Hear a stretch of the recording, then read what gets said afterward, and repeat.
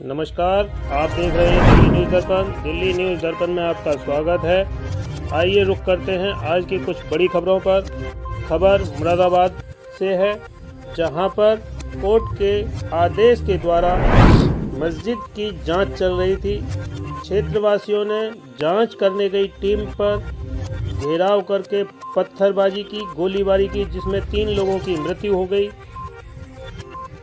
Public ने गाड़ियों को भी नुकसान पहुंचाया, कई गाड़ियों में आग लगा दी, पुलिस पर पथराव किया, जिसमें 3 लोगों की मृत्यु हो गई। आइए पूरी जानकारी के लिए चलते हैं मुरादाबाद के शहर में। 24 घंटे के लिए इंटरनेट बंद करने की हमने रिक्वेस्ट की थी और शासन द्वारा मान लिया गया। केवल संभल तहसील में 24 घंटे के लिए इंटरनेट बंद किया। तो सर आदेश कर दिए सर नेट बंद करने के लिए? हाँ, केवल 24 घंटे के लिए संभल तहसील के लिए आदेश हुआ। जो है सर जिस तरीके से जो है सर ये पूरा बवाल हुआ सर्वे के दौरान जो है सर अब जो है क्या कार्रवाई जो है की जा रही है? देखिए आज संभल में ये नीचे करना थोड़ा। आज संभल में सुबह 7 बजे से लेकर 11 बजे तक जामा मस्जिद स्ट्रक्चर उसका सर्वे होना था कोर्ट के आदेश पर।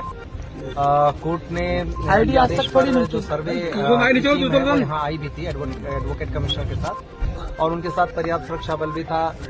जिलाधिकारी और पुलिस अधीक्षक भी साथ ही गए थे, और उन सब लोगों के साथ सर्वे करने जब टीम पहुंची, शुरुआत में सब कुछ ठीक था। लगभग 2 घंटे ठीक ठाक सर्वे हुआ, कोई दिक्कत नहीं थी। उसके बाद वहां पे उसी दौरान क्राउड इकट्ठी हो गई। शुरुआत में वो लोग कुछ नारे वारे लगाने लगे, उसके बाद थोड़ी देर बाद वहां पे पथराव हुआ। पुलिस ने उन लोगों को दूर किया, हालांकि वो मस्जिद परिसर तक नहीं जाने पाए थे। पुलिस ने उनको दूर किया, और उसके बाद जब सर्वे कंप्लीट हुआ 11 बजे के थोड़ा सा बाद, जब टीम ने सर्वे करने के बाद, तो उसके बाद उन्होंने खूब पथराव करना शुरू कर दिया। 2-3 तरफ से ग्रुप थे, एक जो सामने से था, एक दाएं तरफ से, एक बाईं तरफ से, वो लगातार पथराव कर रहे थे। पुलिस ने उसके लिए बल प्रयोग किया ताकि सुरक्षित रूप से टीम को निकाला जा सके, जो सर्वे की टीम है। और आंसू गैस के गोले भी छोड़े, जो प्लास्टिक बुलेट है उसका भी इस्तेमाल किया। इस बीच उन लोगों ने दूसरी जगह पे उनका जो ग्रुप था उसने गाड़ियां जलाना शुरू कर दिया। 3-4 गाड़ियां भी वहां पे जलाई गई, कुछ एक बाइकें भी जलाई गई। उन लोगों को हटाने के लिए भी पुलिस ने फोर्स का इस्तेमाल किया। इस बीच में 2 ग्रुप आमने सामने थे, तो 3 ग्रुप बल्कि वहां पे थे 3 तरफ से। उसी बीच में गोली चली। गोली कौन से ग्रुप ने किस पे चलाई, कैसे हुआ, लेकिन उस बीच में गोली चली, उसमें हमारे पुलिस अधीक्षक हैं, उनके पीआरओ के पैर में गोली लगी। एक डिप्टी कलेक्टर का पैर फ्रैक्चर हो गया उसी हंगामे में। एक सीओ साहब के भी छर्रे लगे हैं, और करीब 15-20 जवान घायल हो गए हैं। एक कांस्टेबल के सिर में गंभीर चोट आई है। और इस गोलीबारी में जहां तक अभी तक कंफर्म हुआ, उसके हिसाब से 3 लोगों की मृत्यु भी हुई है। उन 3 लोगों के नाम है नईम जो कोटकरगी से, बिलाल जो सराय तरीन से है, और नुमान जो हयात नगर सराय तरीन से है। इन तीनों लोगों के अब पोस्टमार्टम की हम तैयारी कर रहे हैं। और जो स्थिति है अभी वो फिलहाल कंट्रोल में है। बीच में जो वो था, वो कुछ लोग घूम के चले गए दूसरी तरफ, सखासा की तरफ, और वहां पर मैं और डीआईजी साहब मौजूद थे। वहां पे भी पथराव किया गया।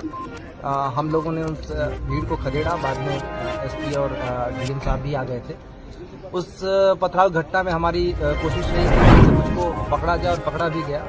उनमें 2 महिलाएं भी पकड़ी गई जो छत पर से पथराव कर रही थी, और काफी कुछ 5-6 लड़के भी पकड़े गए। अभी तक कुल मिला के जो अभी तक संख्या 15 लोगों के करीब डिटेन किया गया, उन लोगों से पूछताछ चल रही है। ये निश्चित रूप से एक उकसावे के अंदर की कार्रवाई है, जिसमें जाने भी गई हैं। ये सारे लोग नई उम्र के लड़के या तो थे या फिर महिलाएं थी। ये सारे लोग किसी उकसावे में आकर कर रहे थे, क्योंकि जो सर्वे का काम है वो कोर्ट के आदेश से पहली बात तो हो रहा है। दूसरी बात यह है कि सर्वे का काम पीसफुली चल रहा था, अभी तक कोई भी दिक्कत नहीं आई थी। तीसरी चीज है कि सर्वे में कोई ऐसी चीज नहीं की जा रही है जिससे मस्जिद के स्ट्रक्चर को छेड़छाड़ की जाए, बल्कि आज जो पथराव हुआ उसमें मस्जिद के ऊपर पत्थर जरूर चलाए गए, क्योंकि वहाँ पे टीमें थी, तो मस्जिद पे भी पत्थर चलाए गए। मुझे नहीं पता मस्जिद को नुकसान हुआ या नहीं, लेकिन खूब जम के मस्जिद पर भी पथराव हुए, जो एक तरीके से देखें तो ये उनके धर्म के हिसाब से भी गलत है। सभी को समझाने का प्रयास किया जा रहा है। सभी जनप्रतिनिधियों से भी हम लोग बातचीत में हैं। और बाकी लोगों से भी बातचीत कर रहे हैं। अभी तक स्थिति नियंत्रण में है, पूरी तरह शांत है और आगे स्थिति नियंत्रण में ही रहे, कोई दिक्कत न हो, इसके लिए अभी हम सभी ने रणनीति बनाई है। फोर्स पूरी तरह बाहर से भी बुला ली गई है, सभी जगह फोर्स मौजूद है और हम किसी भी तरीके की घटना इस तरीके की अगर कोई करता है या उकसावे की जो कार्रवाई कर रहा है उसकी भी पहचान कर रहे हैं और उसको भी हम जल्दी ही कानून के दायरे में। सर, जामा मस्जिद के अलावा सर दूसरे इलाकों में भी जो सर पथराव हुआ है सर? हाँ, मैंने अभी आपको बताया कि जो एक एरिया था नखासा, जहाँ पे हम और मैं और डीआईजी साहब दोनों मौजूद थे, वहाँ पे भी हुआ, वहाँ पे खदेड़ दिया गया। वहाँ पे ऐसी कोई चीज तो नहीं आई कि कोई इंजरी ऐसी चीज हुई हमारे जवानों को ही जो पत्थर से लगा, लेकिन हमने कुछ लोगों को अरेस्ट किया। उसमें 2 महिलाएं भी थी जो छत पर से पत्थर चला रही थी, उनको भी अरेस्ट किया है और हम उस पर आगे की कार्रवाई कर रहे हैं। जो इसमें जितने भी चीजें हैं सबकी एनालिसिस हो रही है, उस पर हम आगे की कार्रवाई करेंगे। लोगों से अपील लगातार की जा रही है, पुलिस अधीक्षक ने भी अपील की, जिलाधिकारी ने भी अपील की, हम दोनों मेरे और डीआईजी साहब के द्वारा भी लगातार अपील की गई है कि किसी के बहकावे में आके इस तरीके की हरकतें न करें। इससे जीवन को खतरा तो है ही है, शहर के अमन को भी खतरा है और सबसे बड़ी बात है कि इसमें से कई लोगों का भविष्य बर्बाद हो जाएगा। तो बेहतर हो कि कोर्ट की कार्रवाई कोर्ट के थ्रू जरिए ही रहे।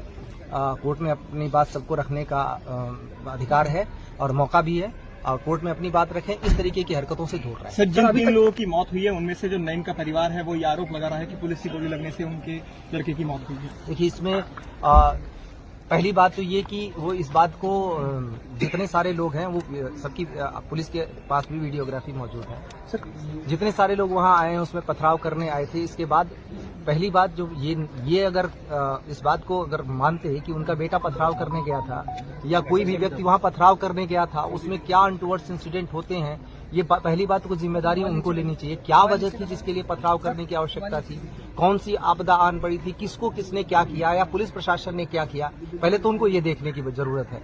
पथराव करने गए क्यों, एक। दूसरी बात यह है कि किसी ने कोई चीज नहीं देखा, साक्ष्य होंगे तो हमारे पास आएंगे, उन साक्ष्यों के आधार पर हम कार्रवाई करेंगे। मैंने जैसा आपको बताया कि 3 पक्ष आमने सामने थे, उन्होंने एक दूसरे के ऊपर क्या किया, उसमें फायरिंग हुई। अगर फायरिंग में कोई भी चीज ऐसी होती है कि पुलिस अपने पैर में गोली नहीं मार लेगी, ये सोचने की बात है।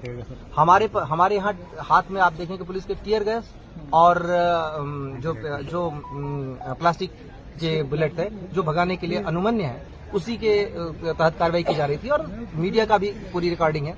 तो उसमें कोई किस आरोप लगाने से पहले ये सोचे कि और पूछना चाहिए सबको सवाल कि उनके बच्चे, उनके परिवार वाले उस जगह पे पथराव करने क्यों जा रहे हैं, क्या वजह आ गई, क्या हो रहा है ऐसा जिसकी वजह से उन्हें पथराव करना चाहिए। तो सबसे पहले तो सवाल सोचने की ये है, कोई भी इस तरीके का इल्जाम लगाने से पहले खुद को देखे कि कोई ऐसी धर्म का काम करने नहीं जा रहा था, कोई पुण्य का काम करने नहीं जा रहा था, किसी की मदद करने नहीं जा रहा था, पढ़ाई करने नहीं जा रहा था, नौकरी करने नहीं जा रहा था। पूरे शहर को इन लोगों ने आग में झोंक दिया, झोंकने की कोशिश की।